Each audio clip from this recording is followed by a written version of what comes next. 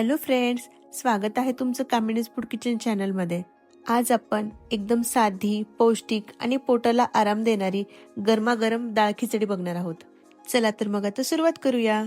यासाठी आपल्याला लागणार आहे बारीक चिरलेली हिरवी मिरची आणि लसूण, एक कांदा, एक टोमॅटो, हिरवे मटार, मिरे, लवंग आणि दालचिनी, बारीक चिरलेलं खोबरं आणि हिंग।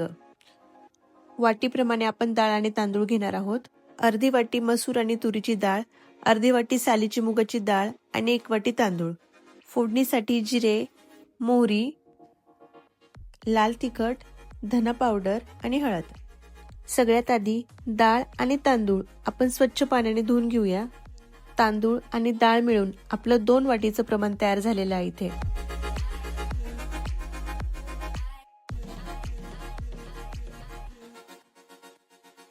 डाळ आणि तांदूळ धुवून झाल्याच्या नंतर आपण कुकरमध्ये शिजवून घेऊया। शिजवून घेत असताना 2 वाटीप्रमाणे आपण ह्याला 4 वाटी पाणी टाकणार आहोत, पण मी इथे सालीची मुगाची डाळ वापरल्यामुळे 1 वाटी एक्स्ट्रा पाणी टाकत आहे। पाणी टाकून झाल्यावर अर्धा चमचा हळद, खडा मसाला आणि मीठ टाकायचं। सोबतच 1 चमचाभर साजूक तूप पण टाकायचं। शिजत असताना तूप टाकल्यामुळे खिचडी मऊ होते आणि चवीला पण खूप छान होते। कुकरचं झाकण लावून बारीक गॅस करून 3 ते 4 शिट्ट्या होऊ द्यायच्या।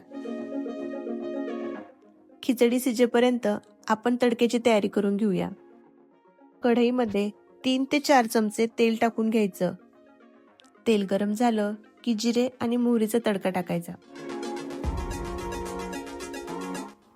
जिरे मोहरी फुलून आले की त्यात चिमूटभर हिंग, बारीक चिरलेली हिरवी मिरची आणि लसूण टाकून हे तेलात परतवून घ्यायचे। हिरवी मिरची आणि लसूण परतवून झाले की बारीक चिरलेलं खोबरं परतवून घ्यायचं। बारीक गॅसवर हलक्या हाताने हे सगळं तेलात परतवून घ्यायचं। आता वाटाणे टाकून घ्यायचे आणि मिक्स करून घ्यायचे। वाटाणे परतवत असतानाच कांदा टाकून घ्यायचा। आता एक 7 ते 8 पानं कढीपत्त्याचे टाकून घ्यायचे। तेलात कढीपत्ता तडतडला की टोमॅटो टाकायचे। टोमॅटो मात्र तेलामध्ये पूर्ण स्मॅश करून घ्यायचे। हे तेलामध्ये जेवढे जास्त एकजीव होतील ना, तेवढी अजून चव वाढते। टोमॅटो लवकर मऊ होण्यासाठी मीठ टाकून घ्यायचं। सोबतच अर्धा चमचा हळद, 1 चमचा तिखट, अर्धा चमचा धना पावडर टाकून हे मसाले तेलात व्यवस्थित फ्राय करून घ्यायचे।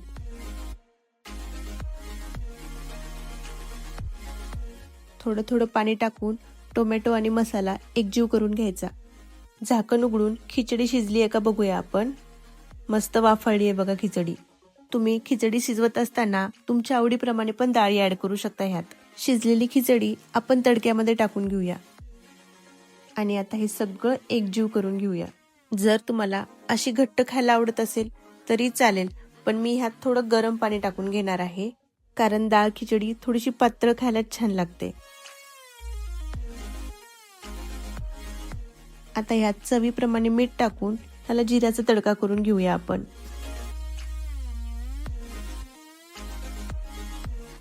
जिऱ्याचा तडका टाकला की लगेच 1 मिनिट भरासाठी झाकण ठेवायचं, त्यामुळे तडक्याचा फ्लेवर खिचडीमध्ये उतरतो। खायला तयार आहे आपली डाळ खिचडी। आता भरपूर कोथिंबीर टाकून घ्यायची आणि ताटामध्ये कांदा, लिंबू, पापड, लोणच्यासोबत खायला घ्यायची। ताटात वाढून घेतल्याच्या नंतर 1 चमचाभर तूप टाकायचं आणि जोडीला बारीक चिरलेली कोथिंबीर। कधी आपल्याला तीच भाजीपोळी खाऊन खूप कंटाळा येतो, त्यावेळेला अशी गरमागरम डाळ खिचडी खायला खूप छान लागते, जी खायलाही पौष्टिक आणि चवीला पण खूप छान। आजची रेसिपी आवडली असेल तर लाईक करा, शेअर करा आणि सबस्क्राईब करा। परत भेटूया अशाच एका नवीन डिश सोबत। तोपर्यंत बाय बाय।